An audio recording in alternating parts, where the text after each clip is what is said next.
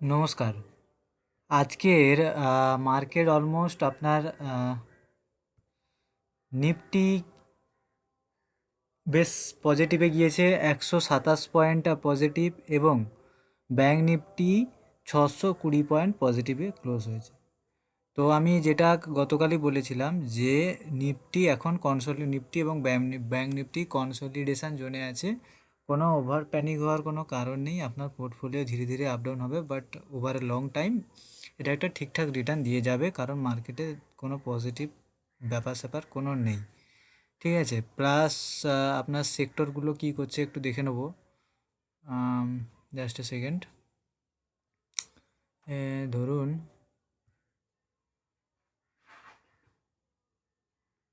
একবার নিফটি আইটির কী অবস্থা। Nifty IT overall পজিটিভই আছে। এলএনটি, সরি, এইচসিএল টেকনোলজি একটু পজিটিভে, টিসিএস পজিটিভে, উইপ্রো পজিটিভে, মোটামুটি ঠিকঠাক পজিটিভেই আছে। ওভারঅল কোনো ফল নেই, বেশি ফল নেই। নিফটি আইটি, নিফটি ইনফ্রা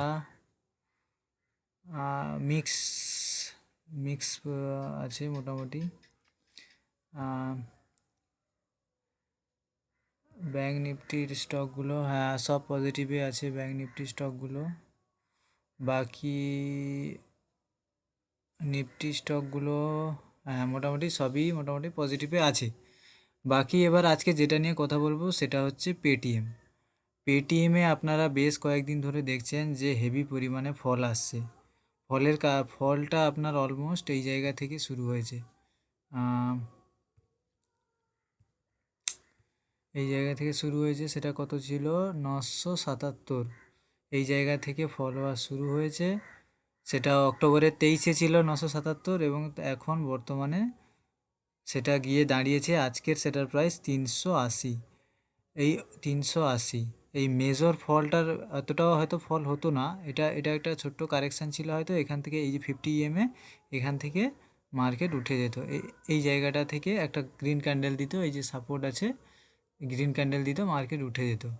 কিন্তু এই জায়গায় এই যে হেভি ফল, এফআইআইডিআইএলি সেলিং, রিটেলার সেলিং, তারপরে একটু যদি রিকভার করলো, আবার হেভি ফল দিয়ে লোয়ার সার্কিট একদম, মানে কি বলে, সবচেয়ে লোয়ার যে সার্কিটটা সেটা তৈরি করলো, সেটা হচ্ছে 380।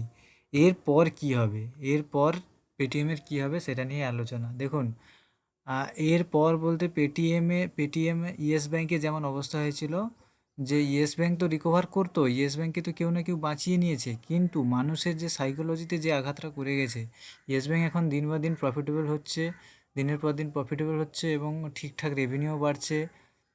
কিন্তু তাও মানুষের সেই ভরসাটা জাগছে না। পেটিএমের যে পুরো বিজনেস পেটিএম পেমেন্ট ব্যাংকের উপরে ডিপেন্ড করেছিল এরকম নয়। হ্যাঁ, অনেকটা ভাগই হয়তো ডিপেন্ড করেছিল, কিন্তু পুরো বিজনেসটা নয়। তার পেটিএমের ট্রাভেল, পেটিএমের টিকিট, মুভি, পেটিএমের আরও বিভিন্ন রকম সার্ভিস আছে, এ পেমেন্ট, ও পেমেন্ট। সাপোজ আপনি ফোনপের কথা ভাবুন, ফোনপে আপনার কি মনে হয়? যথেষ্ট একটা স্ট্রং কোম্পানি। তো ফোনপেতে তো নিশ্চয়ই ফোনপে পেমেন্ট ব্যাংক নেই, কিন্তু ফোনপের যে সার্ভিসগুলো আছে পেটিএমের তার থেকে ভালো সার্ভিস আছে, এবং মার্কেটে পেটিএমের ভালো রেপুটেশান আছে, পেটিএমের ইউজার্সও বেশি। কিন্তু মানুষের এই যে সাইকোলজিটাতে আঘাত করেছে, পেমেন্টস ব্যাংক বন্ধ হয়ে গেছে, এই কারণে সেই সাইকোলজিটা কাজ কাজ করে এসছে মার্কেটে।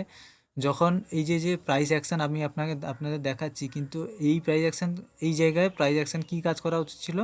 এইখানে এনিহাউ সাপোর্ট নেওয়ার কথা ছিল। এখানে সাপোর্টটা নিল না কেন? কারণ সাপোর্টটা নিল না কারণ নিউজ বেসড মার্কেট, সাইকোলজি যে মার্কেট যেখানে কাজ করে, মানুষের ইমোশন যেখানে কাজ করে, সেখানে এইসব সাপোর্ট টাপোর্ট নেয় না কিছু, এইসব কিছুই মানে না। বাস মার্কেট ফল হওয়ার হলে হতে থাকে, আপ হওয়ার হলে হতে থাকে।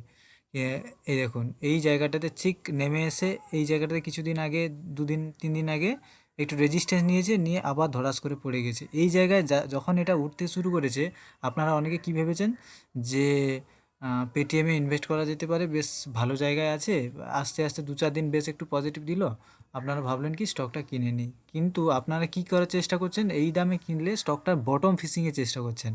বটম ফিশিং মানে কি? সবচেয়ে নিচে আমি কিনবো, সবচেয়ে উপরে গিয়ে আমি স্টকটা বিক্রি করব। এরকম হলে আপনি জুয়া ছাড়া আর কিছু খেলছেন না। কারণ এই স্টকটা কেনা কখন উচিত ছিল, যখন এই জায়গায় এসে যদি স্টকটা গ্রিন ক্যান্ডেল বানাতো বা কিছু একটা পজিটিভ প্রাইস অ্যাকশন পাওয়া যেত, তবে স্টকটাতে বাইংয়ের অপরচুনিটি ছিল। এই এরিয়া পর্যন্ত সুন্দর। এটা কত পার্সেন্ট দিত একটু দেখে নিই, জাস্ট আ সেকেন্ড। হ্যাঁ, এই এরিয়াতে এখান থেকে ও বাবা 14%, 15% 20% অলমোস্ট মুভ দিয়ে দিত এক মাসের মধ্যে, 1-2 মাসের মধ্যে। কিন্তু সেটা যখন হলো না, কী দর ছেড়ে দিন। আরও মার্কেটে আরও 7,000+ স্টক আছে, আপনি করুন না, যেখানে খুশি করতে চান করুন। কিন্তু ব্যাপারটা ওটাই, বটম ফিশিংয়ের চেষ্টা করবেন না। আর পেটিএমকে এখন ধরে লাভ নেই।